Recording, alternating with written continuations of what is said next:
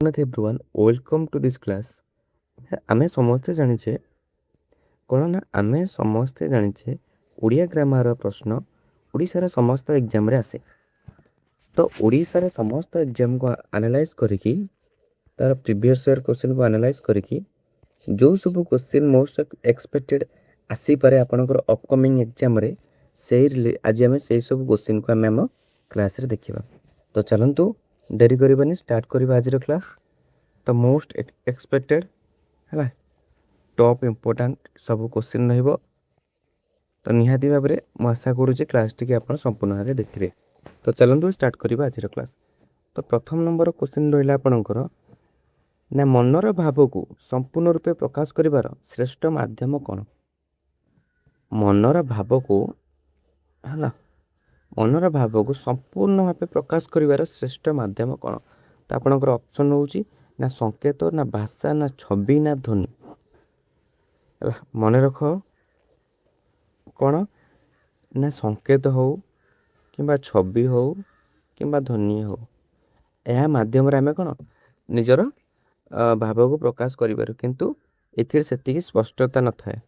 ହେଲା, କିନ୍ତୁ ଆମେ କ'ଣ ସମ୍ପୂର୍ଣ୍ଣ ଭାବେ ନିଜର ଚିନ୍ତା, ନିଜର ମତାମତ ହେଲା ଏସବୁ କେଉଁଥିରେ ପ୍ରକାଶ କରିପାରୁ ନା ଭାଷା ମାଧ୍ୟମରେ ଆମେ ପ୍ରକାଶ କରିପାରୁ, ଯେଉଁଟାକି ଅତି ସ୍ପଷ୍ଟ ଥାଏ। ଆମେ ଚିତ୍ର ମାଧ୍ୟମରେ କିଛି ମାନେ ଅନ୍ୟକୁ କାହାକୁ ମାନେ କିଛି ବି ଆମର ମତାମତ ଜଣାଇ ପାରିବା, ଛବି ମାଧ୍ୟମରେ ଜଣାଇ ପାରିବା, ଧ୍ୱନି ମାଧ୍ୟମରେ ମଧ୍ୟ ଜଣାଇ ପାରିବା, କିନ୍ତୁ ସେତିକି ସ୍ପଷ୍ଟତା ନଥିବ। ସେତିକି ଅନ୍ୟ ଲୋକଟି ଯିଏ କିଛି ଆମେ ଯାହାକୁ ମତ ଦେବାକୁ ଚାହୁଁଥିବା, ଯାହାକୁ କିଛି ଆମେ ପ୍ରକାଶ କରିବାକୁ ଚାହୁଁଥିବା, ଆମର କ'ଣ ଭାବ ସେତିକି ସିଏ ବୁଝିପାରିବ ନାହିଁ। କିନ୍ତୁ ଭାଷା ମାଧ୍ୟମରେ କ'ଣ ସମ୍ପୂର୍ଣ୍ଣ ଭାବେ ସେ କ'ଣ ବୁଝିପାରିବ। ତ ଆମର ଅପସନ୍ ଖ ହେବ ସଠିକ୍ ଉତ୍ତର। ଭାଷା କ'ଣ ନା ମନର ଭାବକୁ ସମ୍ପୂର୍ଣ୍ଣ ରୂପେ ପ୍ରକାଶ କରିବାର ଶ୍ରେଷ୍ଠ ମାଧ୍ୟମ ହେଉଛି ଭାଷା। କ'ଣ ହେବ ନା ଭାଷା ହେଉଛି ମନର ଭାବକୁ ସମ୍ପୂର୍ଣ୍ଣ ରୂପେ ପ୍ରକାଶ କରିବାରେ ସାହାଯ୍ୟ କରେ। ତ ଅପସନ୍ ଖ ହେଇଯିବ ଆମର ସଠିକ୍ ଉତ୍ତର। ତାପରେ 2 ନମ୍ବର ଦେଖ, ଓଡ଼ିଆ ଭାଷାର ଲିପି କେଉଁ ପ୍ରାଚୀନ ଲିପିରୁ ଆସିଛି? ଓଡ଼ିଆ ଭାଷାର ଯେଉଁ ଲିପି ଅଛି ସେଇଟା କେଉଁ ପ୍ରାଚୀନ ଲିପିରୁ ସୃଷ୍ଟି ହୋଇଛି ବୋଲି ପ୍ରଶ୍ନ ପଚାରିଲା। ତ ମନେ ରଖ କ'ଣ ପଚାରିଲା ନା ଓଡ଼ିଶା ଭାଷା ଲିପି କେଉଁ ପ୍ରାଚୀନ ଲିପିରୁ ସୃଷ୍ଟି ହୋଇଛି? ଆପଣଙ୍କର ଅପସନ୍ କ'ଣ ନା ଖରଷ୍ଟି, ଦେବନାଗରୀ, ବ୍ରାହ୍ମୀ ଆଉ ରୋମାନ। ତ ମନେ ରଖ ଏଇଟା କି ଭାରତର ପ୍ରାୟ ସମସ୍ତ ଆଞ୍ଚଳିକ ଭାଷାର ହେଲା କ'ଣ ନା ଭାରତର ସମସ୍ତ ଆଞ୍ଚଳିକ ଭାଷାର ସୃଷ୍ଟି ପ୍ରାଚୀନ କ'ଣ ନା ବ୍ରାହ୍ମୀ ଲିପିରୁ ହୋଇଛି। ମନେ ରହିଲା, ଭାରତର ସମସ୍ତ ପ୍ରାଚୀନ ଆଞ୍ଚଳିକ ଭାଷାର ସୃଷ୍ଟି ପ୍ରାଚୀନ ବ୍ରାହ୍ମୀ ଲିପିରୁ ହୋଇଛି। ସେଥିମଧ୍ୟରୁ ଓଡ଼ିଆ ଭାଷା ମଧ୍ୟ ଅନ୍ତର୍ଭୁକ୍ତ। ତ ଓଡ଼ିଆ ଭାଷାର ଲିପି ମଧ୍ୟ କେଉଁ ପ୍ରାଚୀନ ଲିପିରୁ ଆସିଛି ନା ବ୍ରାହ୍ମୀ ଲିପିରୁ ଆସିଛି। ତ ଅପସନ୍ ଗ ହୋଇଯିବ ସଠିକ୍ ଉତ୍ତର। ତାପରେ ନା ଭାଷାର ସବୁଠାରୁ କ୍ଷୁଦ୍ରତମ ଉଚ୍ଚାରିତ ଏକକକୁ କ'ଣ କୁହାଯାଏ? ଭାଷାରେ ଯେଉଁ ସବୁ ଆମେ ନିଜ ଭାବ ପ୍ରକାଶ କରିବାକୁ କ'ଣ କହୁଛେ ନା ଭାଷା କହୁଛେ, ନା ସେଠାରେ ଯେଉଁ ଭାଷାର ସବୁଠାରୁ କ୍ଷୁଦ୍ରତମ ଉଚ୍ଚାରିତ ଏକକକୁ କ'ଣ ବୋଲି କୁହାଯାଏ? ତ ଆପଣଙ୍କର ଅପସନ୍ କ'ଣ ହେଉଛି ନା କ ହେଉଛି ବର୍ଣ୍ଣ, ନା ଧ୍ୱନି, ନା ଶବ୍ଦ, ନା ବାକ୍ୟ। ମନେ ରଖ ଧ୍ୱନି ହେଉଛି ସବୁଠାରୁ କ୍ଷୁଦ୍ରତମ ଉଚ୍ଚାରିତ ଏକକ। କ'ଣ ଧ୍ୱନି ହେଉଛି ଭାଷାର ସବୁଠାରୁ କ୍ଷୁଦ୍ରତମ ଉଚ୍ଚାରିତ ଏକକ। ହେଲା, ତ ଅପସନ୍ ଖ ଅଛି ଧ୍ୱନି। ତ ଅପସନ୍ ଖ will be the correct answer. ଭାଷାର ସବୁଠାରୁ କ୍ଷୁଦ୍ରତମ ଉଚ୍ଚାରିତ ଏକକକୁ ଧ୍ୱନି ବୋଲି କୁହାଯାଏ। ତା ପରବର୍ତ୍ତୀ କ୍ୱେଶ୍ଚନ୍ ଦେଖ, ନା ଧ୍ୱନିର ଲିଖିତ ରୂପ ବା ସଂକେତକୁ କ'ଣ କୁହାଯାଏ? ଧ୍ୱନିର ଲିଖିତ ରୂପ ବା ଯେଉଁଟା ଆମେ ଧ୍ୱନି ମାନେ ଧ୍ୱନି କ'ଣ ଯେଉଁଟା ଆମେ କହୁଛେ ଆମେ ସେଇଟାକୁ ଧ୍ୱନି କହନ୍ତି ନା, ସାଉଣ୍ଡ କ୍ରିଏଟ୍ କରୁଛେ। ତ ସେଇଟାକୁ ଆମେ ଯଦି ଲେଖିକି କାହାକୁ ମାନେ ଲିଖିତ ରୂପରେ ଦେଲେ, ସେ ଲିଖିତ ରୂପ ବା ସଂକେତକୁ କ'ଣ ବୋଲି କୁହାଯାଏ? ଆପଣଙ୍କର ଅପସନ୍ ହେଉଛି ପଦ, ନା ବାକ୍ୟ, ନା ବର୍ଣ୍ଣ, ନା ଭାଷା। ଏଥିମଧ୍ୟରୁ କେଉଁଟା ଯେଉଁଟାକି ଧ୍ୱନିର ଲିଖିତ ରୂପ? ତ ମନେ ରଖ ଧ୍ୱନି କେବଳ ଶୁଣାଯାଏ। ହେଲା, ତାକୁ ଆମେ ଲେଖିକି ଦେଖିପାରୁଛେ କି ନା କେବଳ ଶୁଣିପାରୁଛେ। ତ ତାକୁ ଚିରସ୍ଥାୟୀ ରୂପ ଦେବା ପାଇଁ ଯେଉଁ ସଂକେତ ବା ଲିଖିତ ରୂପ ବ୍ୟବହାର କରାଯାଏ ତାକୁ ବର୍ଣ୍ଣ ବୋଲି କୁହାଯାଏ। ମନେ ରହିଲା, ଯେ ଧ୍ୱନି କେବଳ ଶୁଣାଯାଏ। ଆମେ ଯେଉଁଟା କହୁଛେ ସେଇଟା କେବଳ ଶୁଭୁଛି ନା ଆମକୁ, ଯାହା ବି ଆମେ କହୁଛେ ଅନ୍ୟକୁ ତାକୁ ଶୁଭୁଛି। ଯଦି ଆମେ ସେଇଟାକୁ ଲେଖିକି ରଖୁଛେ ସେଇଟା କ'ଣ ଚିରସ୍ଥାୟୀ ରହୁଛି, ଚିରସ୍ଥାୟୀ ରୂପ ଗ୍ରହଣ କରୁଛି। ମାନେ ସବୁଦିନ ପାଇଁ ରହୁଛି ଲେଖିକି, ଯେମିତି ବହି ସବୁ କି ଲେଖୁଛନ୍ତି ଅଥର ମାନେ ଲେଖୁଛନ୍ତି, ସେଇଟା କ'ଣ ଚିରସ୍ଥାୟୀ ଭାବରେ ରହୁଛି, ବହୁ ଦିନ ପର୍ଯ୍ୟନ୍ତ ସେଫ୍ଲି ରହୁଛି।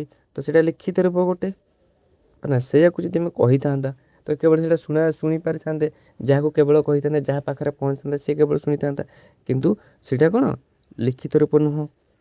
ତ କ'ଣ କହିଲା ନା, ଧ୍ୱନି କେବଳ ଶୁଣାଯାଇଥାଏ, ତାକୁ ଚିରସ୍ଥାୟୀ ରୂପ ଦେବା ପାଇଁ ଯେଉଁ ସଂକେତ ଆଉ ଲିଖିତ ରୂପ ବ୍ୟବହାର କରାଯାଏ ତାକୁ ବର୍ଣ୍ଣ କୁହାଯାଏ। କ'ଣ ନା ବର୍ଣ୍ଣ ବୋଲି କୁହାଯାଏ। ତ ଅପସନ୍ ଗ ଆପଣଙ୍କର ସଠିକ୍ ଉତ୍ତର ହେଇଯିବ। ତା ପରବର୍ତ୍ତୀ କ୍ୱେଶ୍ଚିନ୍ ନା, ଓଡ଼ିଆ ବର୍ଣ୍ଣମାଳାକୁ ମୁଖ୍ୟତଃ କେତେ ଭାଗରେ ବିଭକ୍ତ କରାଯାଇଛି? ଓଡ଼ିଆର ଯେଉଁ ବର୍ଣ୍ଣମାଳା ଅଛି ହେଲା, ଓଡ଼ିଆର ବର୍ଣ୍ଣମାଳାକୁ କେତେ ଭାଗରେ ବିଭକ୍ତ କରାଯାଇଛି? ମନେ ରଖ, ଓଡ଼ିଆ ବର୍ଣ୍ଣମାଳାକୁ ମୁଖ୍ୟତଃ କେତେ ଭାଗରେ ବିଭକ୍ତ କରାଯାଇଛି? ଅପସନ୍ କ'ଣ ହେଲା 2, 3, 4, 5। ତ ମନେ ରଖ, ମୁଖ୍ୟତଃ 2 ଭାଗରେ ବିଭକ୍ତ କରାଯାଇଛି। କେତେ ଭାଗରେ ନା 2 ଭାଗରେ। ପ୍ରଥମ ହେଉଛି ସ୍ୱରବର୍ଣ୍ଣ, ଦ୍ୱିତୀୟ ହେଉଛି ବ୍ୟଞ୍ଜନ ବର୍ଣ୍ଣ। କ'ଣ ମନେ ରହିଲା ନା, ସ୍ୱରବର୍ଣ୍ଣ ଆଉ ବ୍ୟଞ୍ଜନ ବର୍ଣ୍ଣକୁ ଓଡ଼ିଆ ବର୍ଣ୍ଣମାଳାକୁ ମୁଖ୍ୟତଃ ଏଇ 2ଟି ଭାଗରେ ବିଭକ୍ତ କରାଯାଇଛି। ସ୍ୱରବର୍ଣ୍ଣ କେଉଁଠୁ କେଉଁ ପର୍ଯ୍ୟନ୍ତ? ସ୍ୱରବର୍ଣ୍ଣ ହେଉଛି ମନେ ରଖ ଅ ଠାରୁ ଔ ପର୍ଯ୍ୟନ୍ତ, ଆଉ ବ୍ୟଞ୍ଜନ ବର୍ଣ୍ଣ ହେଉଛି କ ଠାରୁ କେଉଁ ପର୍ଯ୍ୟନ୍ତ ନା ଳ ପର୍ଯ୍ୟନ୍ତ। ହେଲା, ଳ ପର୍ଯ୍ୟନ୍ତ। ହେଲା, ତ କେତେ ଭାଗରେ ନା 2 ଭାଗରେ ବିଭକ୍ତ କରାଯାଇଛି। ଗୋଟେ ହେଉଛି ସ୍ୱରବର୍ଣ୍ଣ ଆଉ ଗୋଟେ ହେଉଛି ବ୍ୟଞ୍ଜନ ବର୍ଣ୍ଣ। ତ ଆପଣଙ୍କର ଅପସନ୍ କ ହୋଇଯିବ ସଠିକ୍ ଉତ୍ତର। ହେଲା, 2 ମନେ ରହିଲା। ତ ପରବର୍ତ୍ତୀ କ୍ୱେଶ୍ଚିନ୍ ଦେଖ ନା, ଅନ୍ୟ ବର୍ଣ୍ଣର ସାହାଯ୍ୟ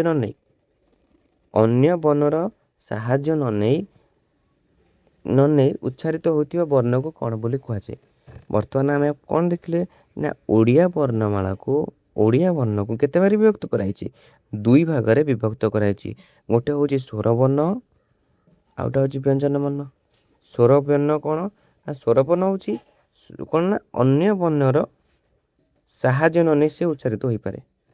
ବୁଝାପଡ଼ୁଛି? ଅନ୍ୟ ବର୍ଣ୍ଣର ସାହାଯ୍ୟ ନ ନେଇ ସେ ଉଚ୍ଚାରିତ ହୋଇପାରେ।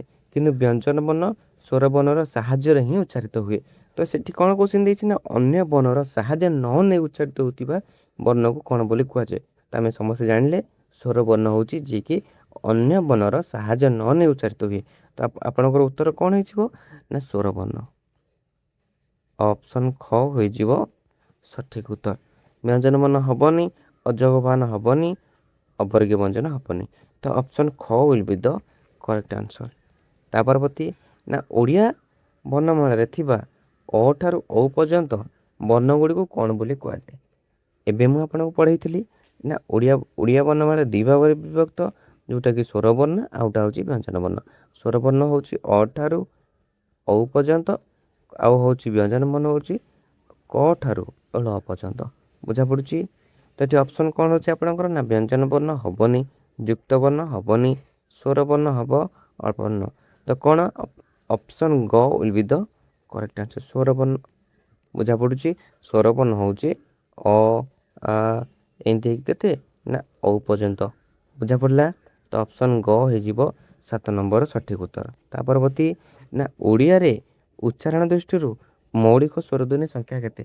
ଉଚ୍ଚାରଣ ଦୃଷ୍ଟିରୁ କେତେ? ଆମେ ସିନା କହିଦେଲେ ଅ ଠାରୁ କେତେ ଔ ପର୍ଯ୍ୟନ୍ତ। ଦେଖ ଅ ଆ ହର୍ଷେଇ ଦୀର୍ଘେଇ ହର୍ଷୌ ଦୀର୍ଘ ଏମିତି ହେଇକି କ'ଣ ଔ ପର୍ଯ୍ୟନ୍ତ ଥାଏ। ତ ଏ ସିନା 11ଟି ସିନା ଥାଏ, କିନ୍ତୁ ଉଚ୍ଚାରଣ ଦୃଷ୍ଟିରୁ ମୌଳିକ ସ୍ୱରଧ୍ୱନି କେତୋଟି ବୋଲି ସେ ପଚାରିଛି। କିନ୍ତୁ କ'ଣ ନା, ଉଚ୍ଚାରଣ ଦୃଷ୍ଟିରୁ ଆମର ମୌଳିକ ସ୍ୱରଧ୍ୱନି ହେଉଛି 8ଟି। କେତୋଟି ନା 8ଟି।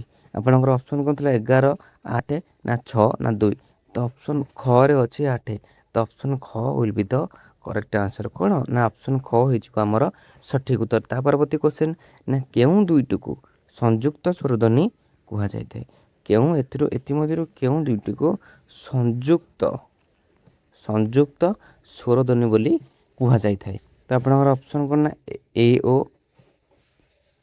ନା ଆ ଇ ନା ଐ ଔ ନା ଉ ହର୍ଷୌ ଦୀର୍ଘ।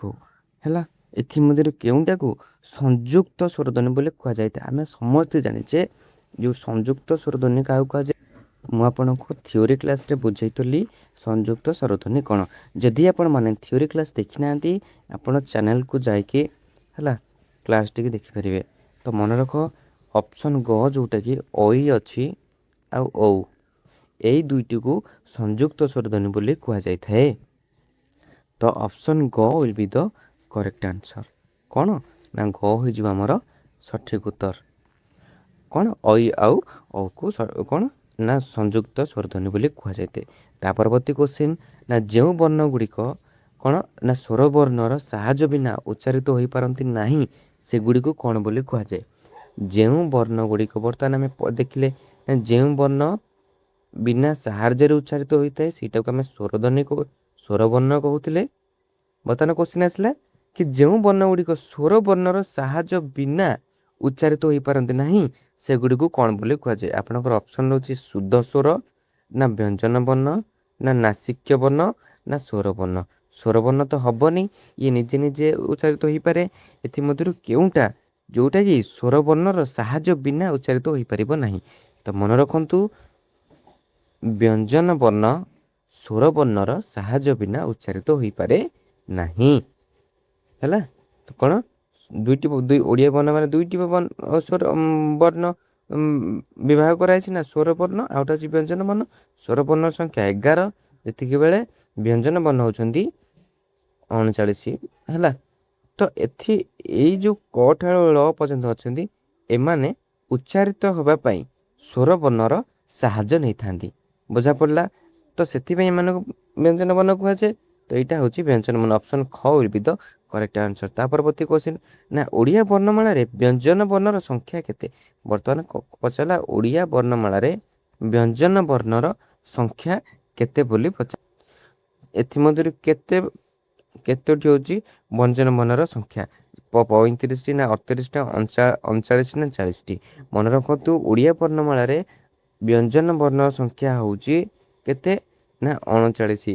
କେତେ ନା 39ଟି ହେଉଛି ବ୍ୟଞ୍ଜନ ବର୍ଣ୍ଣ ଅଛି। ଯେତିକି ବ୍ୟଞ୍ଜନ ବର୍ଣ୍ଣ 39ଟି, ସ୍ୱରବର୍ଣ୍ଣ କେତୋଟି ନା 11ଟି। କେତୋଟି ନା 11ଟି ହେଉଛି ସ୍ୱରବର୍ଣ୍ଣ। ତ ଆପଣଙ୍କର ଅପସନ୍ ଗ ହୋଇଯିବ ସଠିକ୍ ଉତ୍ତର। ତା ପରବର୍ତ୍ତୀ କୋଶ୍ଚିନ୍ ଦେଖନ୍ତୁ ନା କ ଠାରୁ ମ ପର୍ଯ୍ୟନ୍ତ 25ଟି ବ୍ୟଞ୍ଜନ ବର୍ଣ୍ଣକୁ କେଉଁ ବ୍ୟଞ୍ଜନ କୁହାଯାଏ? କେଉଁ ବ୍ୟଞ୍ଜନ କୁହାଯାଏ? ଆପଣଙ୍କର ଅପସନ୍ ରହୁଛି ଅବର୍ଗୀୟ ବ୍ୟଞ୍ଜନ ନା ଅଯୋଗବାହ ବ୍ୟଞ୍ଜନ ନା ବର୍ଗୀୟ ବ୍ୟଞ୍ଜନ ନା ଉଷ୍ମ ବ୍ୟଞ୍ଜନ। ଏଥିମଧ୍ୟରୁ କାହା ମାନେ ଏଥିମଧ୍ୟରୁ କେଉଁ ବ୍ୟଞ୍ଜନ ଯେଉଁଟାକି କ ଠାରୁ ମ ପର୍ଯ୍ୟନ୍ତ ଯେଉଁ 25ଟି ବର୍ଣ୍ଣ ଅଛି ଆମେ ସେଇଟାକୁ କହିଥାଉ। ତ ମନେ ରଖନ୍ତୁ କ'ଣ ନା କ ଠାରୁ ମ ପର୍ଯ୍ୟନ୍ତ ଯେଉଁ କଚଟ ତପ ଏମିତି ଥାଏ ଆମର 5ଟି ଲେଖାଏଁ ସମାନ ଭାଗ କରାଯାଇଛି ସେଇଟାକୁ ଆମେ ବର୍ଗୀୟ ବ୍ୟଞ୍ଜନ ବୋଲି କହିଥାଉ। କେଉଁ ବ୍ୟଞ୍ଜନ ନା ବର୍ଗୀୟ ବ୍ୟଞ୍ଜନ ବୋଲି ଆମେ କହିଥାଉ। ତ ଅପସନ୍ ଗ will be the correct answer. ତା ପରବର୍ତ୍ତୀ କୋଶ୍ଚିନ୍ ଦେଖନ୍ତୁ ନା ବର୍ଗୀୟ ବ୍ୟଞ୍ଜନ ବର୍ଣ୍ଣ ଗୁଡ଼ିକ କେତୋଟି ବର୍ଗରେ ବିଭକ୍ତ କରାଯାଇଛି? ଏବେ ଆପଣଙ୍କୁ କହିଲି କି ବର୍ଗୀୟ ବ୍ୟଞ୍ଜନ କେତୋଟି ନା 25ଟି ଟୋଟାଲ ନା ବର୍ଗୀୟ ବ୍ୟଞ୍ଜନ ବର୍ଣ୍ଣ ଗୁଡ଼ିକୁ କେତୋଟି ବର୍ଗରେ ବିଭକ୍ତ କରାଯାଇଛି? ପଚାରିଲେ କେତୋଟି ଭାଗରେ ବିଭକ୍ତ କରାଯାଇଛି? ଆପଣଙ୍କର ଅପସନ୍ ହେଉଛି 3ଟି ନା 4ଟି ନା 5ଟି ନା 6ଟି? ତ ଏବେ ବୁଝେଇଥିଲି 25ଟି 5 ଭାଗରେ ବିଭକ୍ତ 5ଟି ଭାଗରେ କ'ଣ ସମାନ ଭାବରେ ତାକୁ ରଖାଯାଇଛି ଯେଉଁଟାକି ବର୍ଗୀୟ ବ୍ୟଞ୍ଜନ କହୁଛେ। ତ ଏଇଟା ଆପଣଙ୍କର ସଠିକ୍ ଉତ୍ତର ହେଇଯିବ କ'ଣ ନା 5ଟି। ଅପସନ୍ ଗ will be the correct answer. ତା ପରବର୍ତ୍ତୀ କୋଶ୍ଚିନ୍ ଦେଖନ୍ତୁ ନା ଛ ଜ ଝ କ'ଣ କହିଲା ନା ଛ ଜ ଝ ଏହି ବର୍ଣ୍ଣ ଗୁଡ଼ିକର ଉଚ୍ଚାରଣ ସ୍ଥାନ କେଉଁଠି? କାହାର ନା ଚ ଆଉ ଛ ଜ ଝର ଏହି ବର୍ଣ୍ଣ ଗୁଡ଼ିକର ଉଚ୍ଚାରଣ ସ୍ଥାନ କେଉଁଠି? ତ ଆପଣଙ୍କର ଅପସନ୍ ହେଉଛି କଣ୍ଠ ମାନେ ମାନେ ଉଚ୍ଚାରଣ କେମିତି ହୁଏ ନା କଣ୍ଠ ନା ତାଲୁ ନା ମୂର୍ଦ୍ଧା ନା ଦନ୍ତ? ଏଥିମଧ୍ୟରୁ କାହାର ଯେଉଁ ଚ ଛ ଜ ଝ ଉଚ୍ଚାରଣ କଲାବେଳେ କେଉଁ ସ୍ଥାନଟା ଆମେ ହୁଏ? ତ ଆପଣଙ୍କର ଅପସନ୍ ପଡ଼ିଲେ ନା କଣ୍ଠ ନା ତାଳୁ ନା ମୂର୍ଦ୍ଧା ନା ଦନ୍ତ? ତ କ'ଣ ହେଇଯିବ ସଠିକ୍? ମନେ ରଖ ଆପଣ ନିଜେ ଦେଖନ୍ତୁ ଚ ଛ ଆଉ ଜ ଝକୁ ଉଚ୍ଚାରଣ କଲାବେଳେ ଆମର ଜିଭ ଯାଇକି ତାଳୁକୁ ସ୍ପର୍ଶ କରେ। କାହାକୁ ନା ତାଳୁକୁ ସ୍ପର୍ଶ କରେ। ବୁଝା ପଡ଼ୁଛି? ତାଳୁକୁ ସ୍ପର୍ଶ କରେ। ତ ସେଥିପାଇଁ ଏମାନଙ୍କୁ ତାଲବ୍ୟ ବର୍ଣ୍ଣ ହେଲା ତାଲବ୍ୟ ବର୍ଣ୍ଣ ବା ତାଳୁ ବର୍ଣ୍ଣ କୁହାଯାଏ। ତ ଆପଣଙ୍କର ଅପସନ୍ ଖରେ ଅଛି ତାଳୁ। ତ ଏଇଟା ହେଉଛି ଆମର ସଠିକ୍ ଉତ୍ତର। କ'ଣ ନା ଚ ଛ ଜ ଝ ଏଇ ବର୍ଣ୍ଣ ଗୁଡ଼ିକ ଉଚ୍ଚାରଣ ସ୍ଥାନ କେଉଁଠି ନା ତାଳୁ। ତା ପରବର୍ତ୍ତୀ କ୍ୱେଶ୍ଚିନ୍ ଦେଖନ୍ତୁ ନା ପ୍ରତ୍ୟେକ ବର୍ଗର ପଞ୍ଚମ ବର୍ଣ୍ଣ ଉଁ ହେଲା କ'ଣ ନା କ'ଣ ନା ପ୍ରତ୍ୟେକ ବର୍ଗର ପଞ୍ଚମ ବର୍ଣ୍ଣ ନିୟ ହଉ ଣ ହଉ ନ ମ କୁ କେଉଁ ବର୍ଣ୍ଣ କୁହାଯାଏ। କ୍ୱେଶ୍ଚିନ୍ କ'ଣ ନା ପ୍ରତ୍ୟେକ ବର୍ଗର ଯେଉଁ ଆମର ଯେ 5ଟି ବର୍ଗ ଅଛି କଚଟ ତପ 25ଟି ଅଛି ଟୋଟାଲ ବର୍ଣ୍ଣ, ସେଥି ଯେଉଁ ଲାଷ୍ଟ ବର୍ଣ୍ଣ ଯେଉଁ ପଞ୍ଚମ ବର୍ଣ୍ଣ ସବୁ ବର୍ଗର ପଞ୍ଚମ ବର୍ଣ୍ଣ ହେଲା, ତ ତାଙ୍କୁ କେଉଁ ବର୍ଣ୍ଣ ବୋଲି କୁହାଯାଏ। ଆପଣଙ୍କର ଅପସନ୍ ରହୁଛି ଅନୁଶାସିକ ବା ନାଶକ୍ୟ ନା ମହାପ୍ରାଣ ନା ଉଷ୍ମ ବର୍ଣ୍ଣ ନା ଅନ୍ତସ୍ଥ ବର୍ଣ୍ଣ ବୋଲି କୁହାଯାଇଥାଏ। ତ ମନେ ରଖନ୍ତୁ ଏହି ଯେଉଁ ବର୍ଗର ପଞ୍ଚମ ବର୍ଣ୍ଣ ଏହିସବୁ ବର୍ଣ୍ଣ ଉଚ୍ଚାରଣ କଲା ସମୟରେ ବାୟୁ କ'ଣ ହୁଏ ମୁହଁରୁ ବାହାରିବା ସହିତ ମୁଖ୍ୟତଃ ନାକ ସାହାଯ୍ୟରେ ବାହାରେ, ନାକରୁ ବାହାରେ କ'ଣ ତ ନାକରୁ ବାହାରେ। ତେଣୁ ଏମାନଙ୍କୁ କ'ଣ ନା ନାସିକ୍ୟ କ'ଣ ନା ନାସିକ୍ୟ ବର୍ଣ୍ଣ ବୋଲି କୁହାଯାଇଥାଏ। ତ ଆପଣଙ୍କର ଅପସନ୍ କ ଅନୁଶାସିକ ବା ନାସିକ୍ୟ ବର୍ଣ୍ଣ ହୋଇଯିବ ସଠିକ୍ ଉତ୍ତର। ତା ପରବର୍ତ୍ତୀ କ୍ୱେଶ୍ଚିନ୍ ଦେଖନ୍ତୁ ନା ଯେଉଁ ବର୍ଣ୍ଣ ଗୁଡ଼ିକର ଉଚ୍ଚାରଣ ସମୟରେ ସ୍ୱରତନ୍ତ୍ରୀ କମ୍ପିତ ହୁଏ ନାହିଁ ସେଗୁଡ଼ିକୁ କ'ଣ ବୋଲି କୁହାଯାଇଥାଏ। କ'ଣ ପଚାରିଲା ନା ଯେଉଁ ବର୍ଣ୍ଣ ଗୁଡ଼ିକ ଉଚ୍ଚାରଣ କଲା ସମୟରେ ସ୍ୱରତନ୍ତ୍ରୀ କମ୍ପିତ ହୁଏ ନାହିଁ ସେଗୁଡ଼ିକୁ କ'ଣ ବୋଲି କୁହାଯାଇଥାଏ। ଆପଣଙ୍କର ଅପସନ୍ ରହୁଛି ନା ସଂଘର୍ଷ ବର୍ଣ୍ଣ ନା ଅଘୋଷ ବର୍ଣ୍ଣ ନା ଅଳ୍ପ ପ୍ରାଣ ବର୍ଣ୍ଣ ନା ମହାପ୍ରାଣ ବର୍ଣ୍ଣ।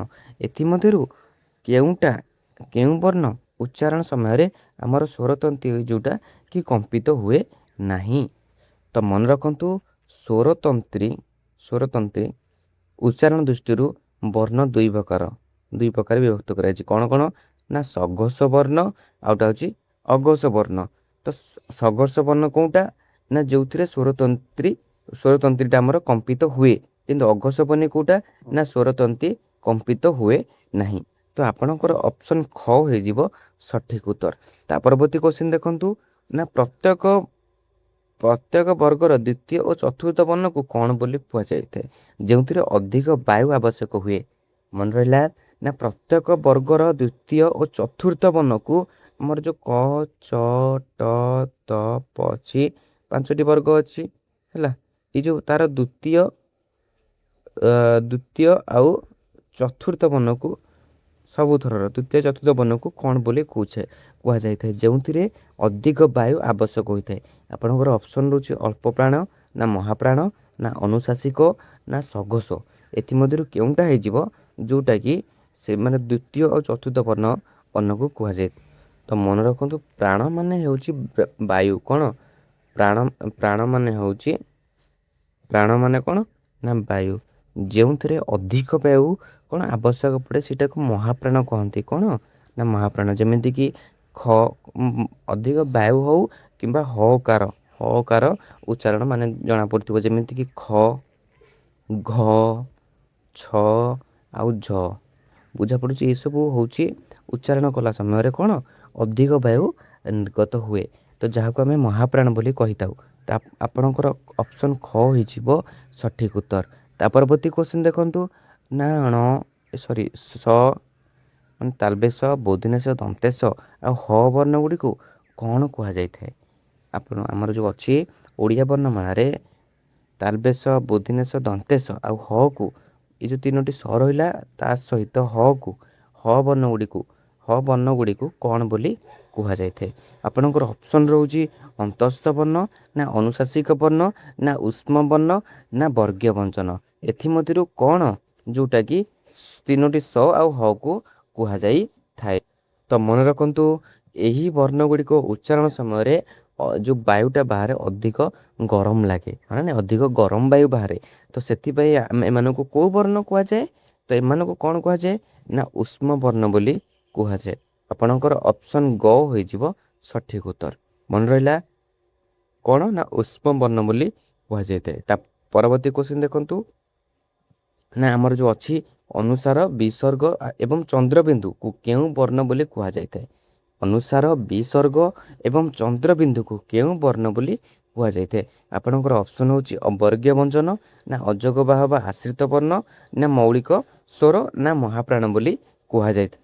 ତ ମନେ ରଖନ୍ତୁ ଏହି ବର୍ଣ୍ଣ ଗୁଡ଼ିକର ଯେଉଁଟାକି ଅନୁସାର ବିସର୍ଗ ଚନ୍ଦ୍ରବିନ୍ଦୁ ଏମାନଙ୍କର ସ୍ୱତନ୍ତ୍ର ଉଚ୍ଚାରଣ ନଥାଏ। ଏମାନେ ସର୍ବଦା କାହା ଉପରେ ନିର୍ଭର ରୁହନ୍ତି ନା ସ୍ୱର ବର୍ଣ୍ଣ ଉପରେ ନିର୍ଭର କରିକି ଉଚ୍ଚାରିତ ହୁଅନ୍ତି। ତ ଏମାନଙ୍କୁ କ'ଣ ବୋଲି କୁହାଯାଇଥାଏ ନା ଏମାନଙ୍କୁ ସେଥିପାଇଁ ଅଯୋଗବାହ ବା ଆଶ୍ରିତ ବର୍ଣ୍ଣ ବୋଲି କୁହାଯାଇଥାଏ। ତ ଆପଣଙ୍କର ଅପସନ୍ ଖ ହେଇଯିବ ସଠିକ୍ ଉତ୍ତର।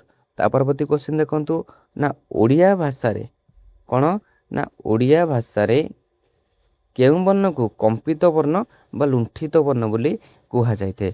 ଓଡ଼ିଆ ଭାଷାରେ କେଉଁ ବର୍ଣ୍ଣକୁ କମ୍ପିତ ବର୍ଣ୍ଣ ବା ଲୁଣ୍ଠିତ ବର୍ଣ୍ଣ ବୋଲି କୁହାଯାଇଥାଏ? ଆପଣଙ୍କର ଅପସନ୍ ରହୁଛି ଲ ନା ର ନା ଳ ନା ଜ୍ୟ।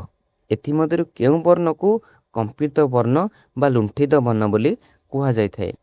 ତ ଆପଣ ଲକ୍ଷ୍ୟ କରନ୍ତୁ ଯେତିକି ବେଳେ ଆମେ ର ବୋଲି ଉଚ୍ଚାରଣ କରୁଛେ ସେତିକି ବେଳେ ଆମ ଜିଭର ଅଗ୍ରଭାଗଟା ତାଳୁ ନିକଟରେ ତାଳୁ ନିକଟରେ କମ୍ପିତ ହେଉଛି। ହଁ ନା ନାହିଁ? ର ଆପଣ ନିଜେ କହୁନାହାନ୍ତି ର ଦେଖନ୍ତୁ ଆପଣଙ୍କ ଜିଭର ଅଗ୍ରଭାଗଟା ତାଳୁ ନିକଟରେ ବହୁତ କ'ଣ କମ୍ପିତ ହୁଏ। ସେଥିପାଇଁ ରକୁ ହିଁ କମ୍ପିତ ବର୍ଣ୍ଣ ବା ଲୁଣ୍ଠିତ ବର୍ଣ୍ଣ ବୋଲି କୁହାଯାଇଥାଏ। ଏଥିମଧ୍ୟରୁ ମନେ ରହିଲା। ତ ଆପଣଙ୍କର ଅପସନ୍ ଖ ହୋଇଯିବ ସଠିକ୍ ଉତ୍ତର, ଯେଉଁଟାକି ଉତ୍ତର ହେଉଛି ର ହେଲା। ତ ଇଏ ଥିଲା ଆଜିର କ୍ଲାସ୍ଟିକୁ ଲମ୍ବା କରିବା ନାହିଁ।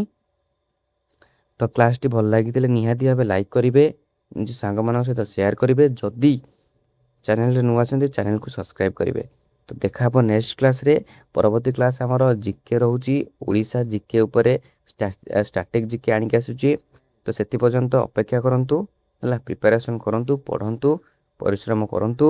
ରହୁଛି ହେଲା। ଜୟ ଜଗନ୍ନାଥ, ଜୟ ଶ୍ରୀରାମ, ନମସ୍କାର।